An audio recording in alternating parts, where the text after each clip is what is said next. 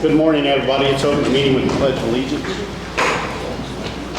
I pledge allegiance to the flag of the United States of America and to the republic for which it stands, one nation, under God, indivisible, with liberty and justice for all.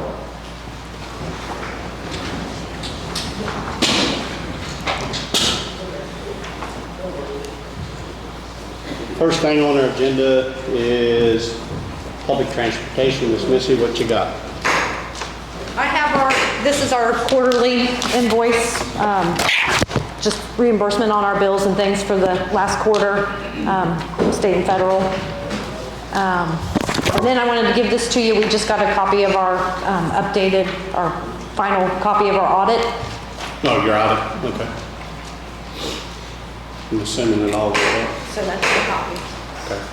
Yes, it all went well. So that's really all I need, just signature for our quarterly reimbursement, and wanted to give you a copy of our audit. Is it all together?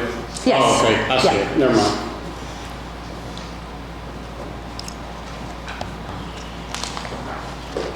And the audit went very well. All right. You guys.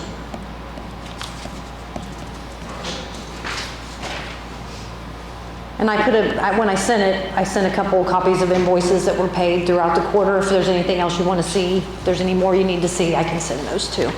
So you've already sent it to? Yeah.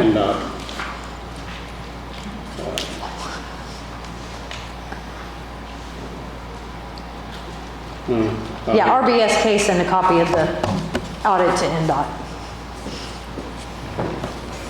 I entertain a motion for me to sign this, if you guys, for the public transportation's quarterly invoicing reports. Yeah, I move that Tom Wilson sign the quarterly report for the transportation. I'll second Jerry's motion. All in favor?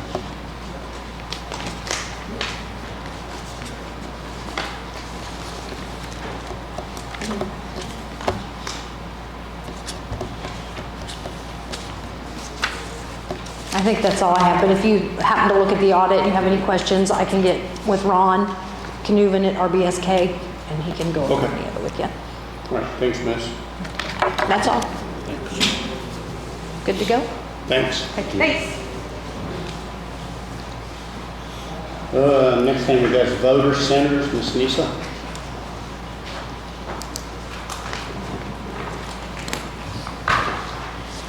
Okay. The election board has unanimously voted to recommend to move to go to voting centers by the 2024 primary election. We've spent countless hours since 2018 researching, planning, trying to bring voting centers to Franklin County. Our intent is to have 5 voting centers. There's 1 center per 10,000 population is required, but we think we need to have 5 just because of the layout of our county. So we would have locations at the American Legion in Brookville, New Trenton Fire Department, Springfield Church, which is on Springfield Road in Oxford Pike, Metamora Church of God, and Holy Family Church cafeteria in Oldenburg. The vote centers will reduce poll workers, because it will also reduce the cost because we have to compensate them and their meals, and we have to rent locations. So those things we will save money on. We, of course, will, for the presidential election, we are going to have to go forward, and we will have more workers because we want to make sure everything goes very smoothly. It is just getting more and more difficult to find poll workers, and I know that you all are aware of that you know, we have problems with that.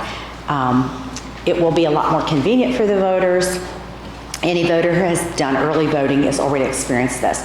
So if you come in to vote at the courthouse, it's the same type of system. It will be able to pull up everybody's ballot for them wherever they vote. So they can, you know, if you work in Cincinnati and you can't get back to Blooming Grove in time, you can stop in New Trenton, or if you work in Oxford, you can stop on your way home, Springfield, or you can get to Brookville. So it gives a lot of flexibility to the voter.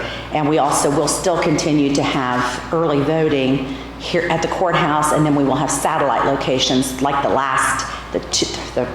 last 2 Saturdays before the election, we have to have a couple satellites open. So we will have those open so that people can still get to those to do their early voting. And especially with presidential election, we feel that will be a need. It will increase the voter turnout just because it's going to be easier for them to get to the locations. The election board will advertise. They will send mail notices to all of the voters. We will, of course, put it in the newspaper and via social media to make sure that it gets out to all the voters. We did purchase in 2020 the equipment, and that equipment, with going forward, everything that we have, we will be able to utilize at that time. And we have the electronic poll books, which you are required to have to do that. There are 60 out of the 92 counties at the end of 2022 that have already gone with voting centers. So we have learned a lot, and from them, we continue to learn things to make things better. But that's most important to us, is keeping the integrity of our voting and to bring Franklin County the technology that we've acquired through the years. So basically today, I just want you to review. I gave you a packet that just kind of shows you the things that we've done. We had to have a study group. We did that, and they're in that folder, or the pamphlet that I passed out to you, to where we can let the voters know, get the ideas. And everyone that was in our study group was unanimously, they're like, yeah, this is the way we need to go. And I think it's a great thing, and the election board, like I said, we recommend that we move to that. So we will need your permission. We will give you a month to think about it. I did give it last night at the council meeting, since they come before you. It's kind of, so I gave it to them then, so they have 30 days, you have 30 days, but you all will need to sign a resolution that we've had prepared for that, and then they, of course, just have to give us permission. But you're ultimately the ones that will decide that. So does a voter's ballot follow them wherever they stop then? So Yes. Obviously it's a national or county or state Yes. election, that's going to be the same everywhere. But if I'm a resident of town, Yes. and I stop in New Trenton to vote, Yes, I'll get that the poll book actually is what does that for you. When you enter your driver's license, when that goes in, it shows them where you are to vote. So that will pull up on the system, and then that is programmed, and then it will go to the voting machine. Now, there's no internet connected to our voting machines in any way, but the electronic poll pad, it does keep the record, the SVRS record, so we know who's who and who's voted. So if you vote in, Springfield, and then you go to try to vote again in Whitewater, it will come up. It will not work. You've already voted. It will show us that. The poll pad also shows us anyone who's voted early. You can't vote twice. So it's really a great system, and we've utilized it. It worked fantastic in the 2020. The end of the 2020 election and in the 2022 election, so, yeah. But if you can think of any other questions, write them down. We'll be prepared, next month we'll come in and address any issues that you have, but this is just something for you to think about. We have to have done before the end of the year so that we can go forward with it. Where's the centers going to be now? We would have one at the American Legion, Brookville, one in New Trenton Firehouse, one at Springfield Church, one at Metamora Church of God, and one at Holy Family Church Cafeteria. So basically it's the center and then the corners. So 4? The 4 corners and then Brookville. And if you have, currently we have 13 locations, so it's gonna only be like 3,200 per location, whereas you can have up to 10,000 per location. So, but 10,000 is too many for just one place.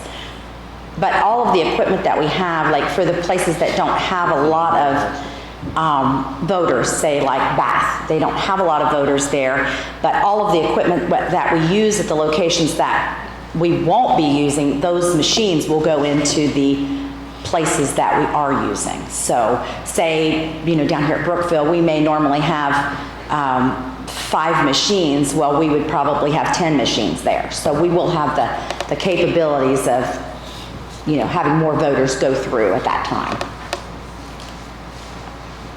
Any chance to add locations, or, it looks like, again, at first glance, everybody in Laurel then put out that way is coming to Metamora. Yeah. Their nearest center. Yeah. Is it possible to add one or not? If you think that, that we need to do that, I mean, we could consider that.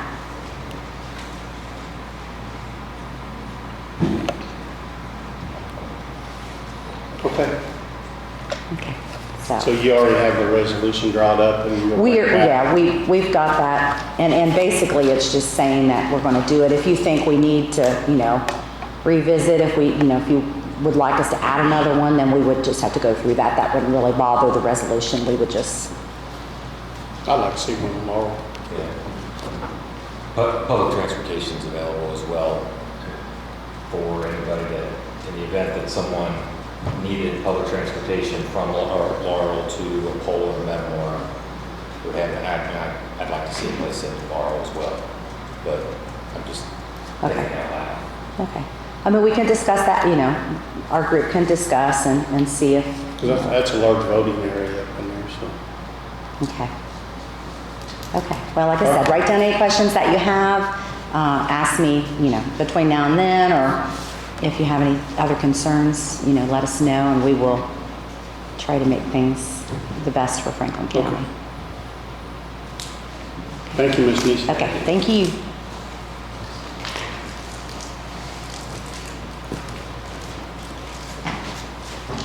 Next thing we got is Oldenburg.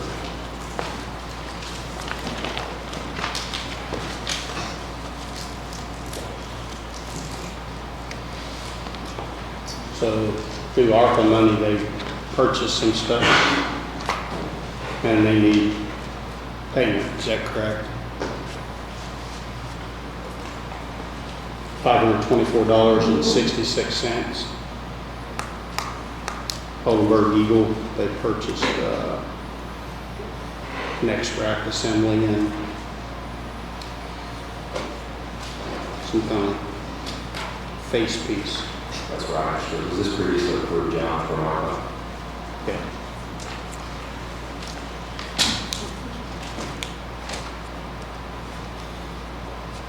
What do you need, Erica?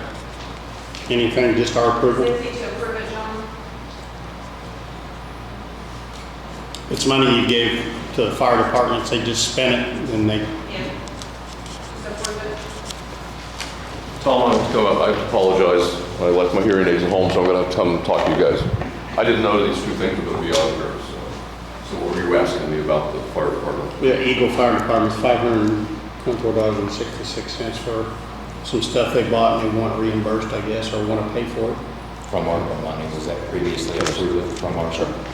Yeah, it's from ARPA money. They'll, I think, allowed each one $50,000 or something like that, each fire department.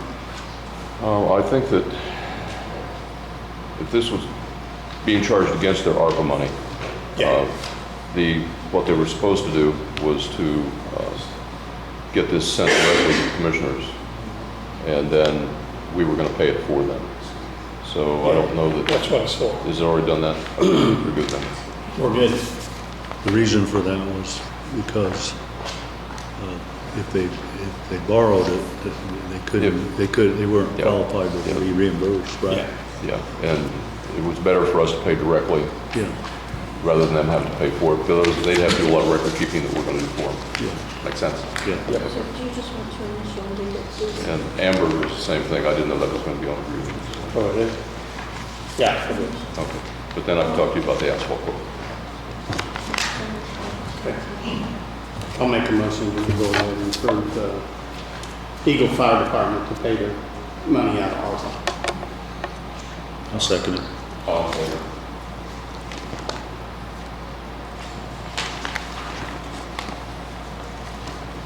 Next one's the invoice out of ARPA 2 for Hamburger Concrete for our handicap entrance. It's been cleared to the engineer of the place, of the documents of and it's for $299,297.50. Hey, Tom. Excuse me. I was looking at the entrance down here, and evidently they'd left some old concrete that they put a little skim coat on or something, first 18, 20 inches from the door, and that has not adhered to the old concrete. So basically the new concrete is just a little thin shell, kind of flaking off, and it won't last. So it's going to have to be Redone. and use epoxy or something to fix it. Okay. Well, this isn't the final, so this isn't the final bill, it's just a, Okay, and I haven't contacted, well, I tried to contact the bank, I got back with you on it, so. yeah, DLZ had come down for the final punch list, so Okay, we'll notify them that they need to take a look. sounds good, thank you.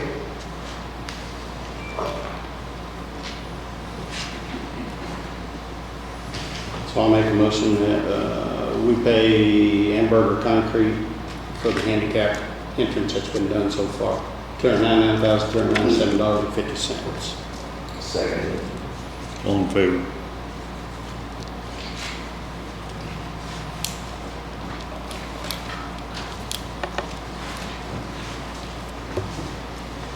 Okay, John, all about Okay. asphalt. Well, the reason I came today was Tom had talked to somebody about resurfacing the parking lot now that all of the buildings are pretty much getting done and getting that repaired. And so this is the first request we've had for a while to get a new withdrawal from the ARPA money. And you should have something in your books. In the original, I think Faye has with you that's got the signature page for you three to sign, and then we'll take that to council at their next meeting, have them sign, and then we can go ahead and get that parking lot taken care of. And there's plenty of money in ARPA to take care of this. Okay, it's, the company's all about asphalt. There's only one that we could get the bid to do it this year. We asked a couple others to bid, but actually one did come and look, but then he won't even return a call. So I think it's $66,800, and that's to mill it down, resurface it, and paint all the lines back on for the entire parking lot and down to the street. Yeah, there were three separate lots, weren't there? Yeah. Big one here and the ones around the building. Yeah.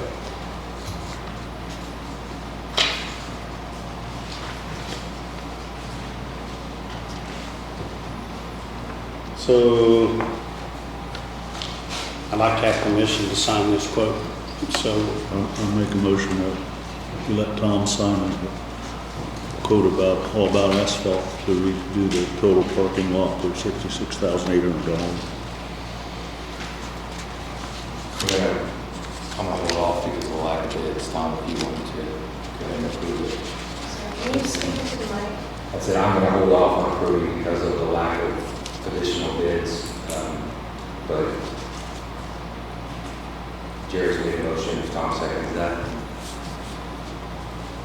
yeah, I mean, it wasn't that we didn't try to get those bids. I mean, the people out of Harrison, he actually come up and measured the parking lot, but we tried to, nothing, and I think it was, I had spoken with Bro and they were willing to bid, but they did not know when I talked with them that the date of completing it this year, so they may not be able to do it this year. I don't know. yeah, it was next year. So I'm going to second Jerry's motion. Commissioners, who got the bid? All about asphalt. All about asphalt? Yeah. I can give you their address if you want. 4741 National Road, Richmond, Indiana.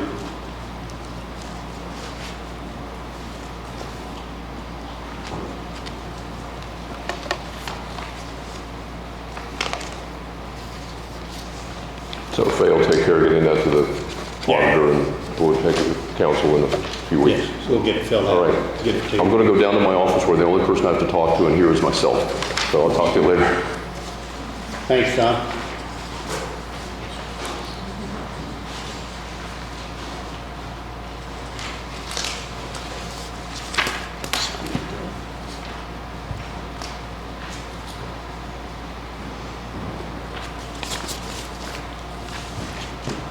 He didn't want to sign, did you, sign?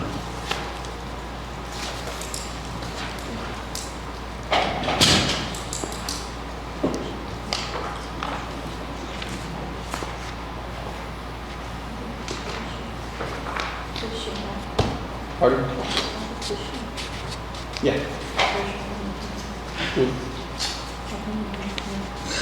What? Yeah, September.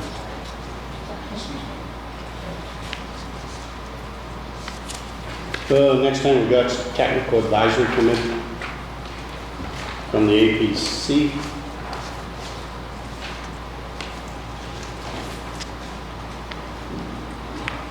So Darrell, did you want to talk about it?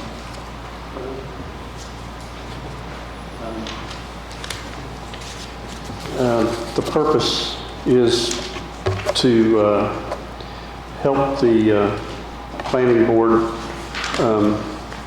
with the adequacy of plans and the sufficiency of design details, and trying to gather together the technical stuff so that we can make it faster and we can make nothing that the technical advisory committee does is binding. It's only after the whole planning board gets together and votes on anything, or if it's something that goes to commissioners. But this is something to try and help people, trying to speed up the process if we can. We did change from the original thing. We did make the change from that the director shall invite the applicant to attend. That was I think the main question you guys had for me the last time, and that was, we should have had it that way to begin with, but if you got any questions, I don't want to eat up a whole bunch of your time. It's pretty much just everything else is the same as it was except for that one word. Tell me how it worked, Darrell. If I'm coming into this technical advisory committee, they all going to be together at one time? Well, hopefully you'll come in and you'll talk to the director, and she's going to ask you a bunch of questions. She's going to give you a bunch of, every applicant thing is different. So she might say, we need to contact the engineer or the highway department to see if the road ditch is fine and what you're going to do there, if your plans for that are fine, if your culvert's good, or if it just depends on every applicant is different. But most of the time, most of us up on the board don't have the technical abilities that we need to make a decision, and a lot of times it comes down to, at the meeting, it becomes a bunch of horse trading. And sometimes that's not the best way to do things. It's not the best for the applicant. It's probably not the best for the county. This will educate and give a report to the board so that the board can make a more educated decision. And that's what the main focus is. And it just depends on what the issue is, what needs to be there, and who needs to be there. We got 2 commission members, the engineer, the health department, the surveyor, agricultural extension agent, and the county planning director listed, but there may be issues where 1 or 2 of them aren't needed. So, but then there are other issues where they all may be needed.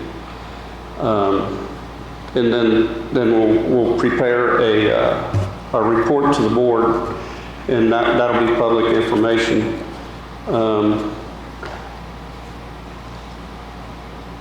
We need to, when we do subdivisions, when we do commercial things, especially commercial things, where there's a lot of technical stuff that needs to be on the plans that most of us on the board don't have the technical ability to distinguish. We need to have somebody tell us, give us some ideas. And I think that this goes a long ways towards that. And of course, the applicant should be there to help explain everything. And that can be a big plus too, so that we understand what's going on. That does not replace the public hearing that needs to take place. This is not binding on anybody, but it does give us more education. Is it an opportunity for me as a developer, or for someone as a developer to come in and, basically find out from each of these departments being represented on the technical advisory committee exactly what I'm going to need in order to move my project forward, so that I don't start because of approval from one place and end up with a stumbling block from the health department or someone else because we didn't have this hearing up front. Yeah, exactly. Very well put. Like a place to go before I go to the BMD to make sure that I have all the right documents before I go in. Yeah. And, if there's a discrepancy between what the applicant says and what the engineer or somebody says, that'll be wrote out and it'll be brought before the board to decide what we're going to do. I mean, it's not, if this TAC says they can't say it has to be this way, but they say that we think it should be this way because of this, that, and the other thing. The applicant says no or yes, it could or not be. It gives the applicant also a chance to go into a little bit more detail than what they can at a public hearing, in my opinion. Have we talked to each of the departments involved that would be involved to make sure that we're able to spare a member for another meeting? It's our intention. I don't know that the health department, I think, is good with it. And I'm sure the surveyor is. The county extension agent, or if, like the county engineer, I don't want him, if it's just a matter of they need an 8-inch culvert at the end of the road, he can just write that in and send that in.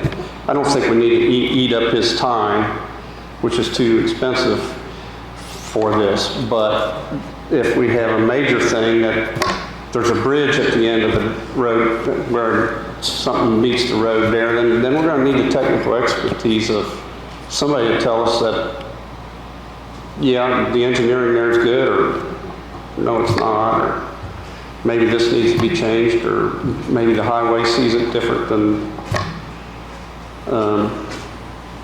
and they're invited. They're not required to come. If they don't want to come, well. So, There was, if you don't mind my interjecting, previously when this was all going on, I did speak with Larry for the highway department. I think he was on board with potentially doing that when needed. Time Kurt was with the health department. We haven't spoke with the current official there right now at this point, but he was outside of that soil and water, no conversation. With their role or involvement, that it would be good if they were. And I think at one point we were talking with commissioners about that as well too. So, and then obviously myself and another member from the area planning board. So pretty well the majority of people we in contact with, the exception of maybe soil and water. Just to answer that question. So Darryl, you said it's mostly probably for commercial, so it's not all commercial. They have a licensed engineer set up a plan. Can you tell me these people can say it's no good? I mean, No, what we want is, we want to have their engineer or their engineer's report come to us, and then have somebody explain it to us, maybe show us if there's some deficiencies there, maybe show us if there's not, get some input from the applicant. That may take some time. They may not have the answer right then and there. It's not meant to be an adversary type situation. It's meant to be an educational.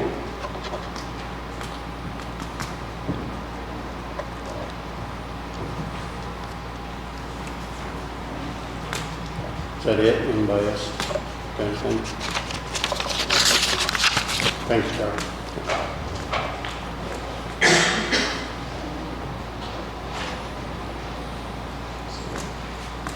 So I make a motion that we approve the tax committee resolution as presented with the change that we previously recommended. John's made a motion to approve the TAC.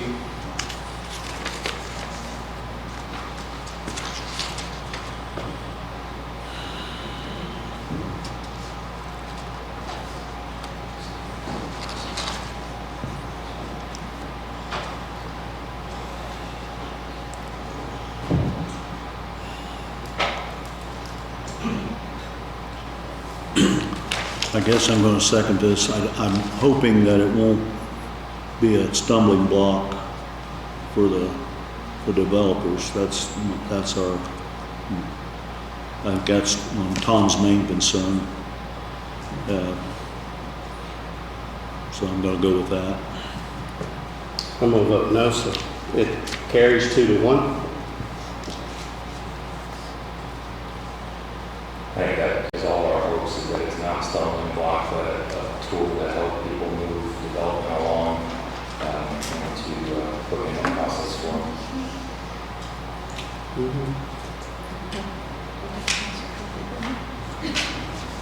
Yeah, I guess we need to sign.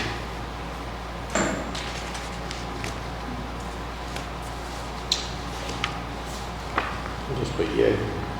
Next.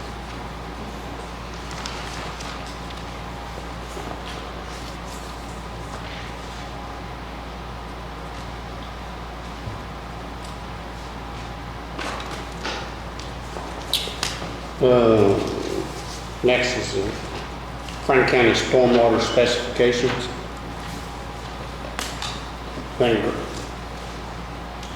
At one of our other meetings, we agreed that the county commissioners would be stormwater board. And Grant, you revised some of the stuff, right? Yes, it basically it was accepting the previous revisions on that front, and then I also sent out a draft of proposed language to send that, or to incorporate this new procedure into the zoning ordinance, basically on the types of applications it would apply to, adding that as a step on, or in the procedure, the process. If something is, for instance, a commercial development, that they would come and get the approval of the drainage board pursuant to the standards you adopted. It's a little bit of a challenge because that ended up being scattered out all over the ordinance. I tried to pick up every place where the different types of applications that would apply to, but I haven't got any feedback from anybody. But if you do, when you are ready to deal with that part of it, what would need done is you would need to send it to the APC so that they could review it, set a public hearing on it, and then send it back with whatever recommendation they have for it. But that would be the next step on that. I don't know where, I think I sent that last week, but I don't know where people are as far as having the opportunity to review it.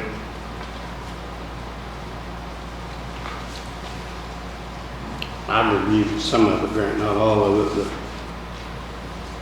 but we're Yes, talking. it's a little challenging because it's all over the ordinance. And the final version, we would want it established as basically a bullet point list that said this section's changed here, this section's changed here. But I think the easiest way to see it is in the context of the text, is why I put it all in there and just in the main version for now. I don't know, it seems like a lot, like 80 pages of stuff for just drainage. And to me, half of it's, don't even refer to Franklin County. It refers to urbanizations of counties with 50,000 populations or more that are having problems with urbanization.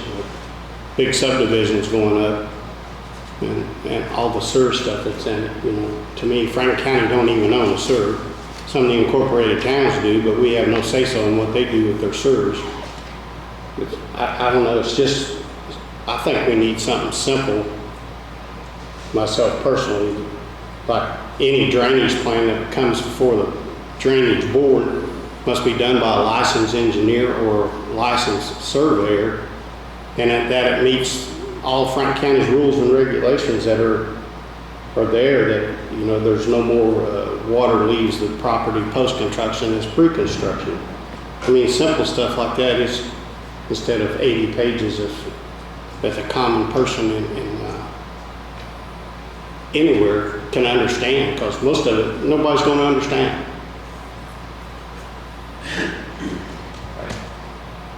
I don't understand a lot of it. I think it's way an overkill to me, but. I agree with that part of it, Tom. The only thing that I would like to see is somewhere in there it has to have when you're using the type of material or the type of drain pipe or whatever that needs to be used. You know, instead of using an inferior product, it has to be that. If we got that in there somewhere, that's my concern. But I agree that if it shouldn't be complicated. I don't disagree with you either. I think that, you know, yes, it's a lot of information. Some of it doesn't pertain to us today, but I think it may address some of those things that could come up down the road, and we've got something in place. As far as understanding, that's exactly why I think, you know, I lean on the experts that put together information like this to, you know, help us out, because that's not part of my education. You know, drainage. I don't understand that the way that a surveyor would. So, you know, I don't know. I would like them to be as simple as possible, but it's not.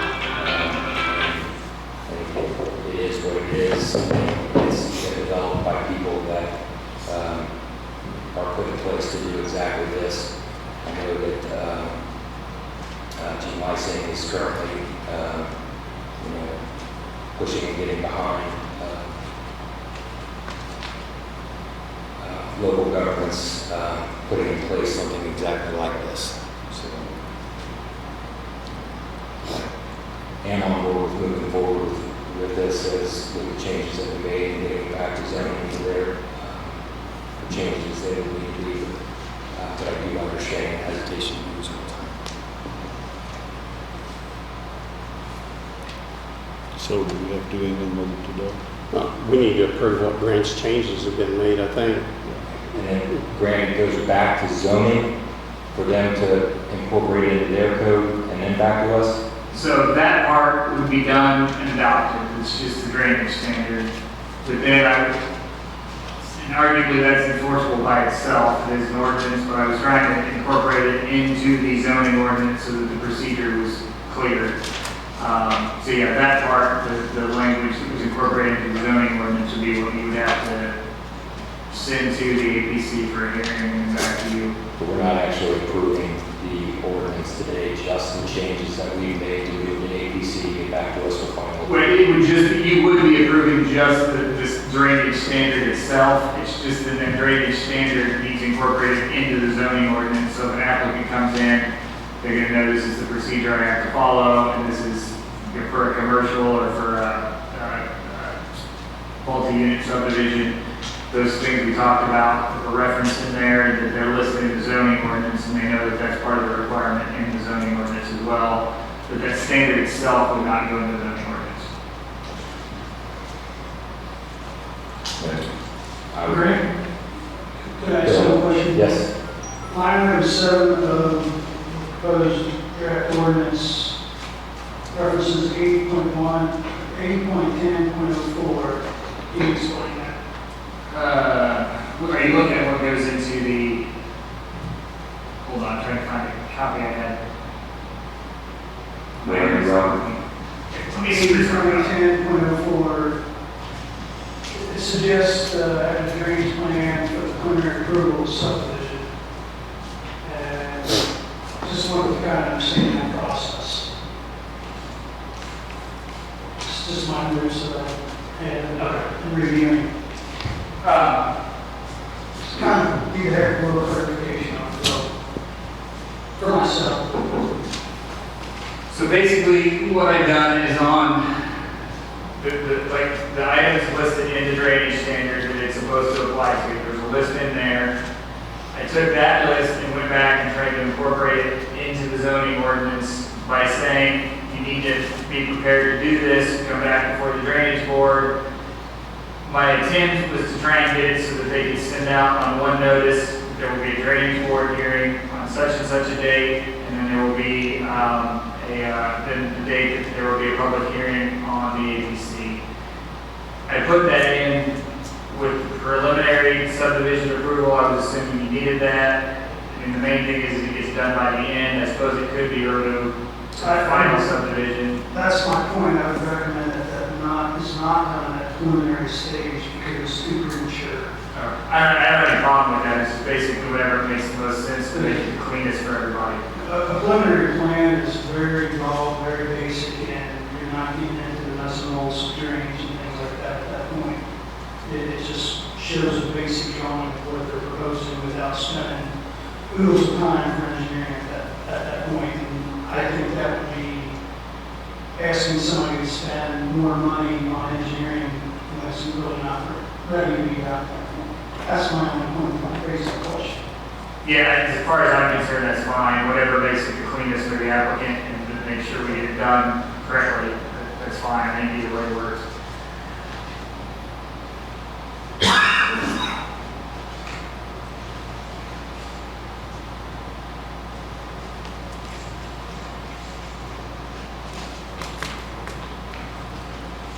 Where is that change from? It's line item 7, in the code, references to 2010, 104, which I believe is tied to the preliminary approval of subdivision plat. And preliminary approval of subdivision plat was on through line. It had no reference to drainage whatsoever at that point.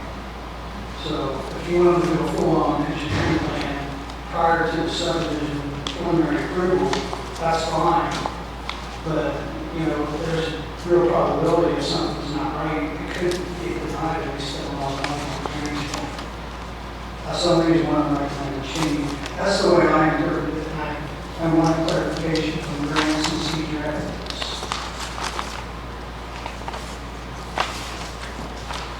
Yeah, the copy that I have seems to have some printing errors where a couple of pages ran together.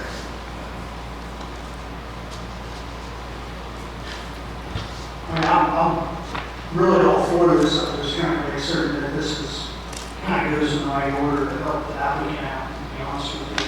I think that's put the cart before the horse.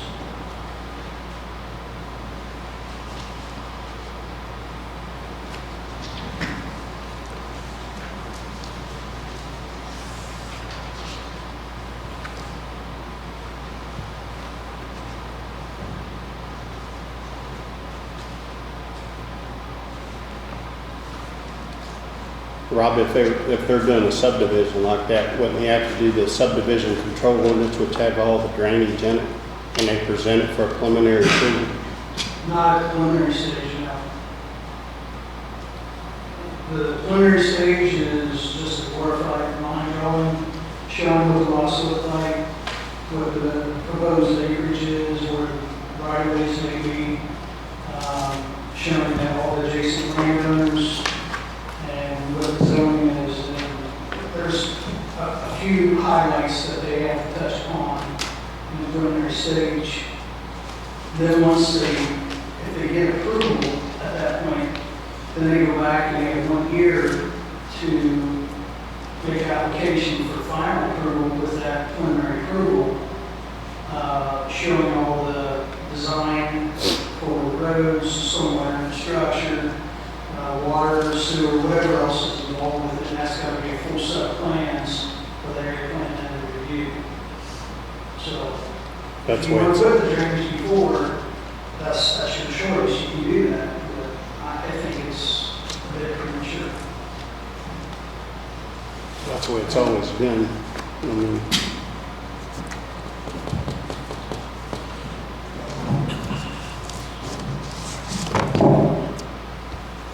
Okay, do we have something, right, if we didn't do this, do we have something in place to ensure that they use the proper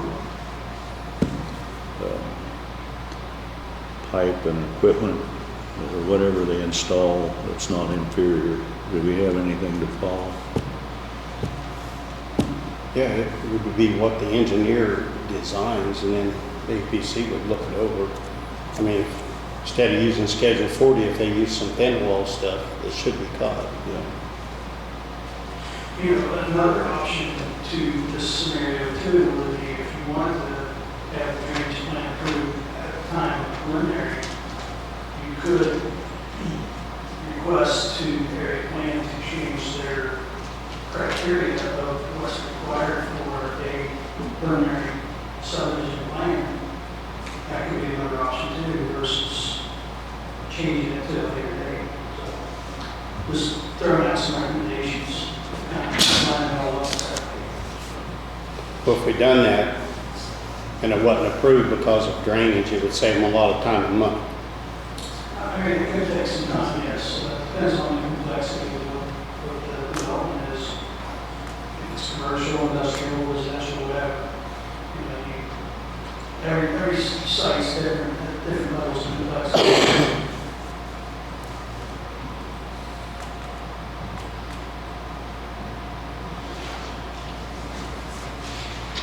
Would you support using that criteria rather than putting all this in? What criteria? All the pages of specs for all this material that's listed in here, if we just used the engineering guidelines from the county to let them decide what to use. I mean, this all being in here doesn't really, I mean, it looks like Greek to a lot of people, but it wouldn't hurt anything being there as long as it was not used as a stumbling block, I guess. So that's my concern about it. If that makes sense. Yeah, it's just a lot of red tape and bureaucracy in there that I don't think it's necessary to use.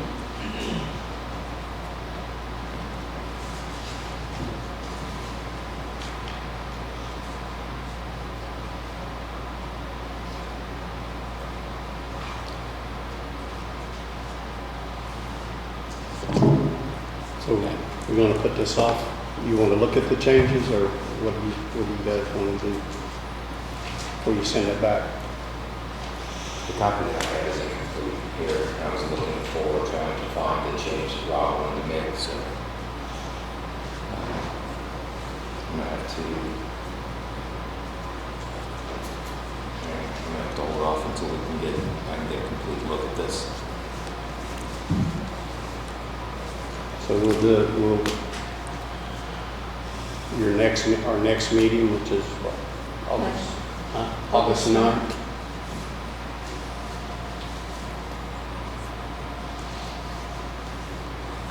So we'll put off the stormwater specifications till August the 9th.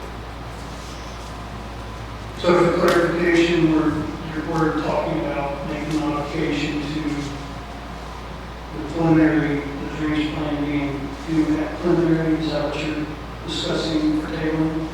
Or is there other things involved? Other things, all the changes that Graham has made. Okay. And so, yeah, to clarify, the stormwater specification document itself would not be sent back because what the APC initially sent over a couple meetings ago, you rejected at that time to adopt your own standard or the standard of the drainage board.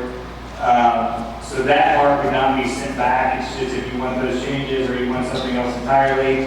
And then if you do adopt that procedure, then the markups of the actual zoning ordinance itself would be what would go back to the APC to be considered for an additional amendment. The stormwater standard itself is a standalone document based on the way you voted. It was 1 or 2 meetings ago. The digital version that I received via email has several blank pages. And it was mainly where details were, or like structures and things like that. Was that What is up the tables, Wayne?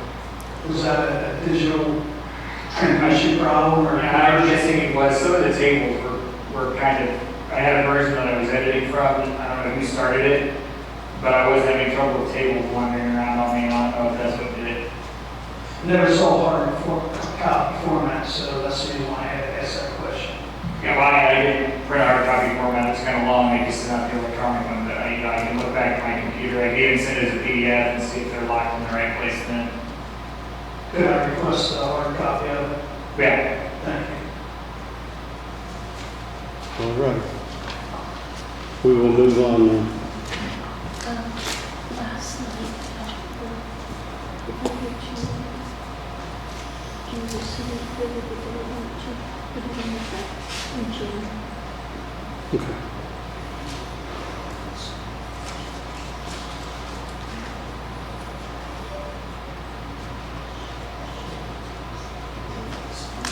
So I guess the health board met last night and they did accept Senate Bill 4, like the commissioners did, I guess. And you could implement it now, or you can wait till January and try to get a new budget in. So I think they voted to implement it in January. So I don't know if that means they're not going to try to get a budget in for 24, or they are going to get a budget. They are going to get a budget in. And another thing is addressing. We've had some problems with a couple of people on addressing down on Pipe Creek. And I talked to those people yesterday and with John Hundley from 911. And I think APC even discussed it.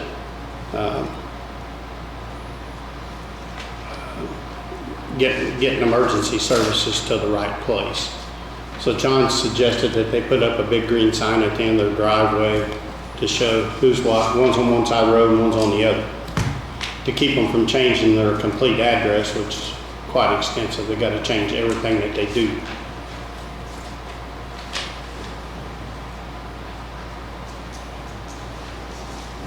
Tom, on that issue, do you think that would be appropriate for us to continue from the director's point of view to solve these problems in that direction, to say,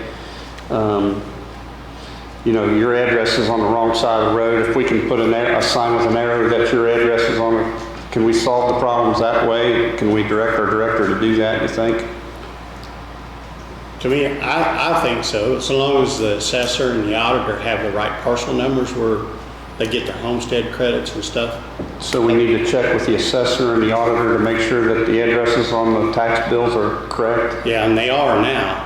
Okay. Or they were, and they So were changed. basically, if their address number stays the same, but they're on the wrong side of the road, if we can get them to put up a sign with their address number with an arrow pointing across the road, can we go on? Do you think that's all right, that we go on that direction? John thought it would, be all right rather than them completely running their life by having to change their address, Get quite costly. Yeah.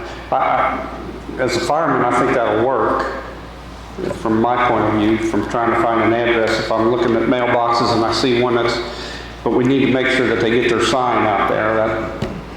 And she agreed to do that, to get a sign. She asked me where to get them, and I gave her a number. So what I'm thinking is we'll make a recommendation from the APC to the director that she continues in that direction, that if these issues comes up, she makes sure that the plot numbers and the tax addresses are correct and getting to the right place, but then if the number's on the wrong side of the road, we just put an arrow on the sign. Yeah, put the right, yeah. Okay. I think so, Darryl. I mean, it's up to these guys. if you go that route, I would prefer if there was a form to sign off on that the homeowners were accepting that, and probably record it that accepting that runs with the ground so that they sell it, the next owner knows that that's what they're operating under. We can do that. Okay, we'll see what we can get that done then. All right. Thank you. Thanks, Trevor. Commissioners' minutes from July 12th. I move that we accept the commissioners' meeting minutes for July 12th, 2023. I second that. All in favor?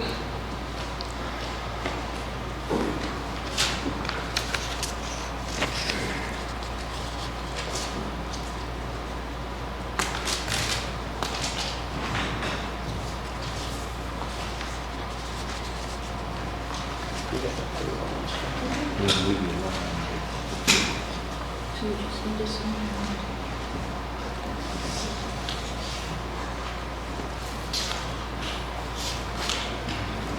Next thing, we have claims, payrolls, deductions.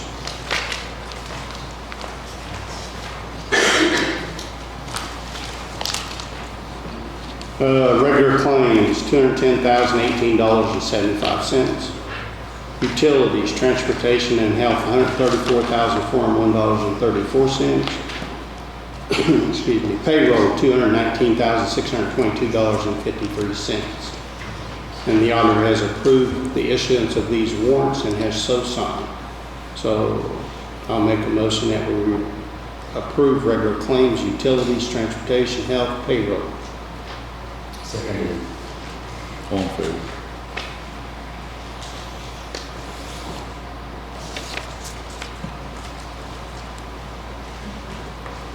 This one, right?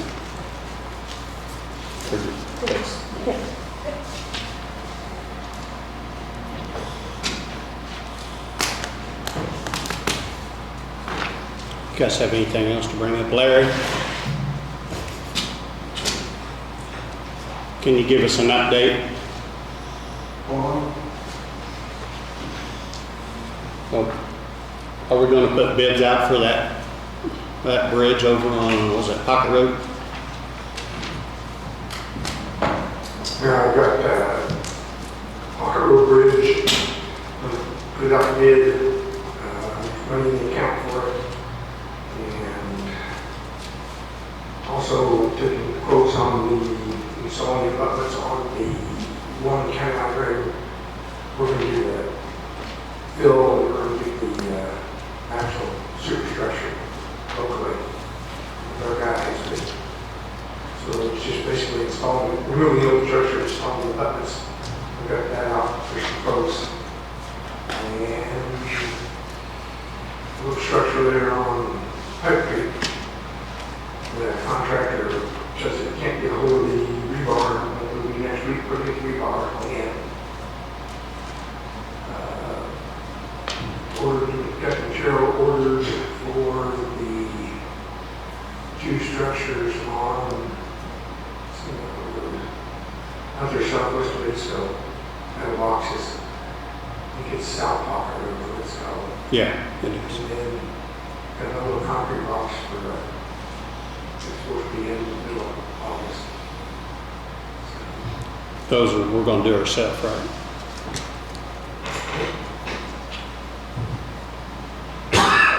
When's the next round due for community crossings? 28th of this month, it's turned in, I turned it in into the first week. No, I meant the next one. The next one, Be October or November, or it'll be next January. January. So we should know by October or September on this one. Yep.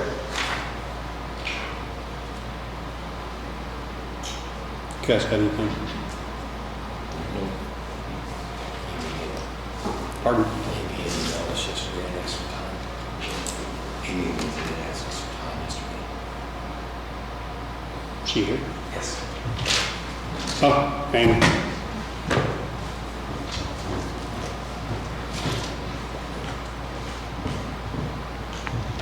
Good morning.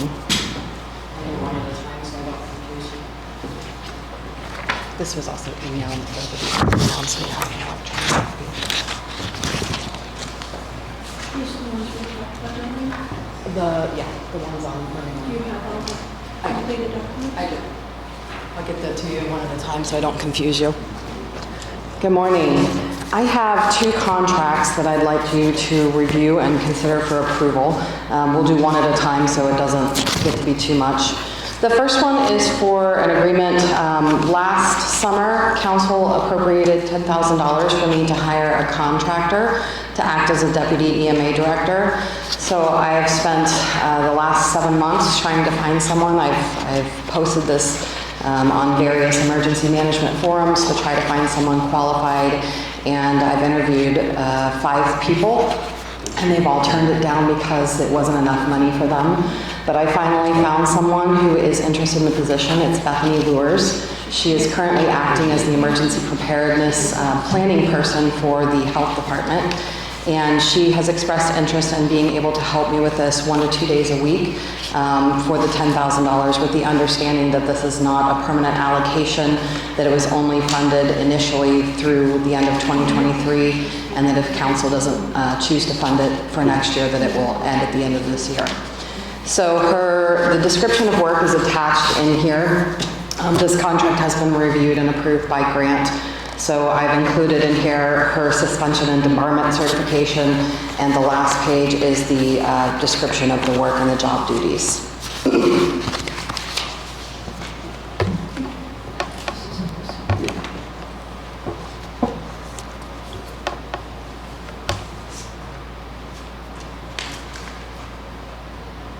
Essentially, she would be helping me coordinate my 10 volunteers that I have, making sure that they're trained, helping write standard operating procedures, helping get the EOC, SOP, the Emergency Operations Center standard operating procedures running, help serve as my backup at meetings if I can't be there. I don't know if you know, but I serve on 23 different boards and committees. So a lot of times I need a clone, and she could act as that.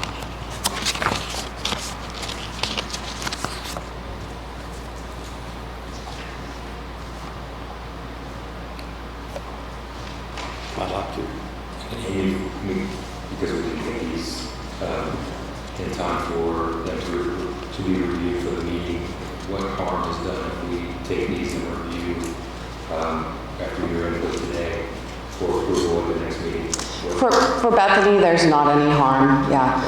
This one is not as urgent as the other one that I've got. I'll bring that up in a minute. So there's not a harm in that. The money that I have does expire at the end of this year, so my great hope was to start her August 1st and then do about 20 hours a week for the rest of the year, but if we had to adjust that, it's not a huge deal. It's capped at $10,000, so we can adjust the hours as needed. But I do have her nice and neatly, the payment would be $25 an hour, with the hope of doing it 20 hours a week, so it was just an even number for that, with the understanding that this is a contract, so take 35% of that out for insurance and taxes at the end of the year. Yeah, we'll do the next meeting, we'll sign it. The next one is for an agreement for a grant that we're working on that expires at the end of August. This is with the school district, so I'll pass this to you.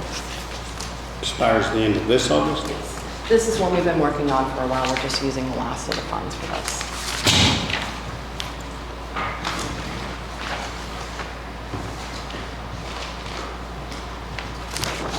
This is one that we got $214,000 and some change to do security upgrades throughout the county.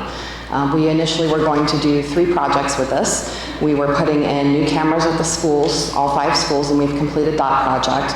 We were going to put in cameras at the sheriff's department. That project got switched due to staffing issues, and if Pete wants to speak to that, he's welcome to. But so we switched that one over to bollards for the school.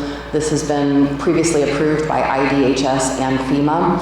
And then the 3rd project was putting in security cameras at different public safety buildings in the highway department. That you approved the end of June, and that project is in process. So we have just under $65,000 remaining in this grant. The work for this has to be done by the end of August. Initially, I didn't present a contract for this the last commission meeting because I was told that we probably didn't need a contract. We could just do an equipment purchase and tag it to the grant and then document the procurement process. But then I was informed that we indeed did need a contract because it was a grant. So what we're doing for this is we would be reimbursing the school corporation for up to $64,993.40. That is all grant funded. There's no county match on that. They would procure the equipment from their vendors. They've already done the request for proposal process. They've done the public part. And so they've got the vendors selected. They would pay for the goods and turn them over technically to us for making sure that we monitor and oversee that, you know, they don't put anything where it's not supposed to be and whatnot.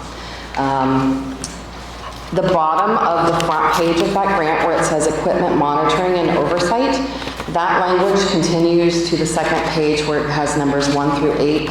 That's part of an agreement that they signed on May 31st, 2022 for the school security cameras. It was just a general equipment agreement that we would do the monitoring of that and making sure that we've properly documented everything. So what the school is looking to do is purchase boulders, bollards, benches, planters, things of that nature that would be external physical security barriers. And they're putting that at the 5 different schools. We did the historic preservation study with FEMA on this a couple years ago. They've approved everything, so we are good to go on the FEMA side and IDHS side. All we need to do is allow them to go forth with paying for the equipment and getting it installed. And on the back of that agreement is also a suspension and debarment certification for the school corporation. I do have a copy of the original equipment agreement that was signed in May of 22 if you need a copy of that, and I also have a copy of the RFP.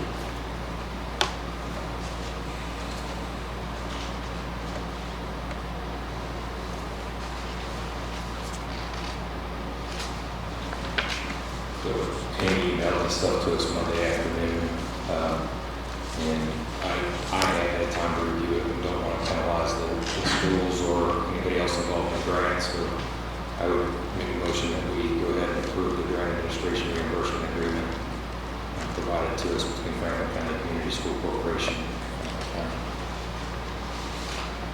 Can you do it by August? They're ready to go. The only thing they want to make sure, the school corporation wants to make sure that we'll reimburse them. So I've been working with Keith Isaacs, the director of operations over there. He was supposed to be here this morning, but I think he's becoming a grandpa, so he's at the hospital. But yeah, they are ready to go and pull the trigger on this. They just want I guess, a formal agreement that will reimburse them when they spend this money. And since the grant closes August 31st, I have every intention of getting all of our paperwork into the state for reimbursement no later than mid-September. So we should get reimbursement by the end of October. It takes about 45 days to get reimbursement. When did this grant start? I mean, why haven't we already gotten it done way before now?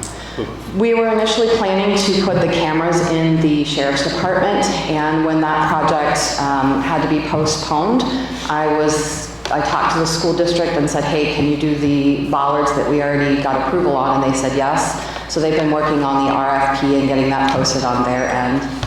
They got that posted back in June.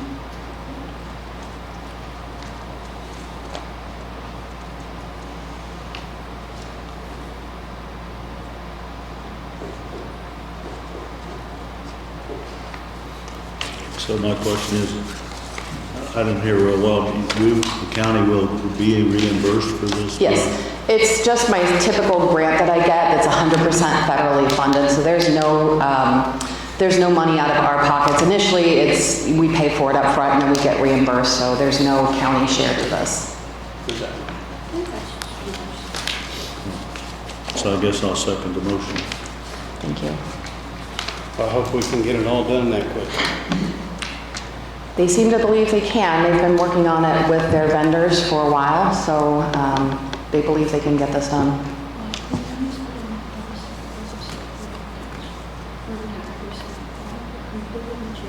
Yeah. And we're supposed to receive this by Friday night. Yeah, I know. Do you have the other paperwork that goes with it? Which paperwork? That the State Board of Accounts is requiring? Which one are you talking about? Well, the suspension and debarment's one of them, but you have that. Can you send us your RFPs and everything? I have a copy of it here, and I can email it, or I can give you a paper copy. And then if you want to see the original equipment agreement, I've got that copy as well.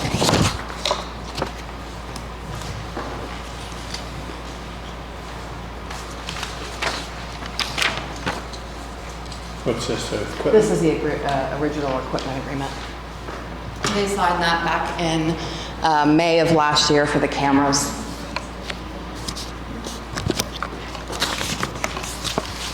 You need the grant summary and everything else filled out. It was sent to you by email.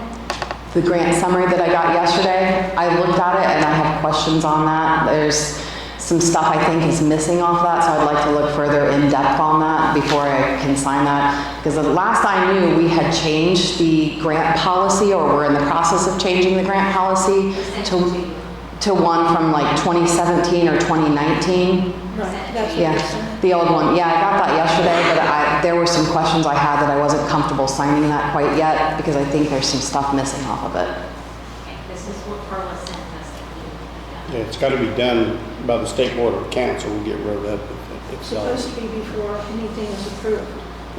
So the document you sent me yesterday that has the steps on how to do a grant agreement that I still believe is incomplete, I need to sign that before this can be signed? Her part, yes.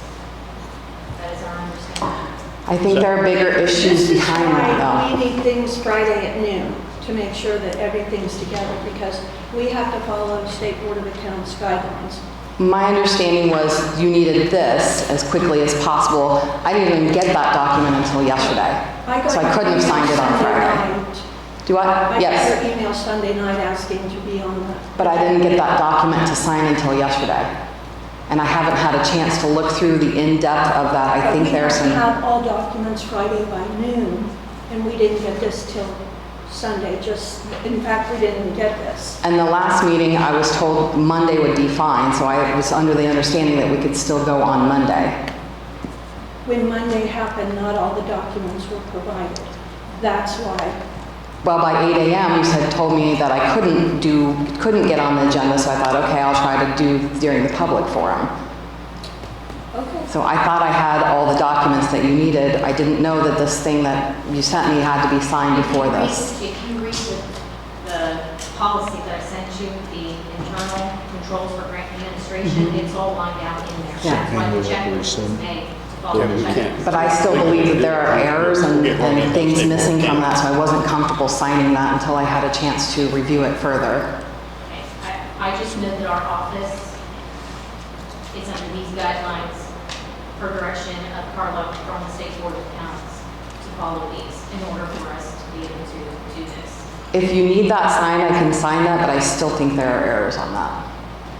I think there's stuff missing from that process. But the grant summary has like the fund numbers and where everything comes from, whether it's federal grant, non-federal grant. She's got that. She's had that for a while. I gave that to council and all the money's been appropriated. I gave her the grant summary, so she's got all that documentation. Okay. Do you have that, Erica, down there? All that? I'm sure, and they gave the minor, they provided that. Yeah. It's in the binder and I've emailed it as well. Okay. Is it, Erica, is it something that you've been able to work on completing and if you were to As long as approve you it? put all of our signed stuff to you guys, and you guys approve it, and we get a copy of it, we're good. The funds have all been approved by you and by council, and they've been appropriated a couple times, or however often they have to get appropriated. So all that side of it is done. The summary of the grants and stuff to the auditor has already been done.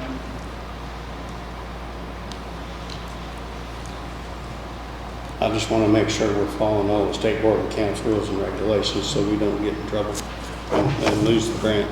So if there's a time constraint that lets us put this off, I would rescind my second motion.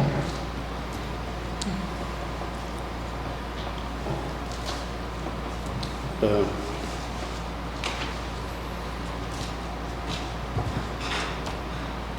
Can we do it? If she gets us all the documents, then we can sign it. That we need, Yeah, we can approve it. Yeah, I make a motion that upon completion of the proper documents with the auditor's office to support state board of account, or for state board of accounts purposes, that we allow Tom to sign off on this agreement, Franklin County Administration Agreement, Community School Corporation, Franklin County, and we allow Tom to sign off on that after that's presented by A. Okay. I'll second that. All in favor? Yeah, we just need to get that paperwork all in order. Thank you. Thanks.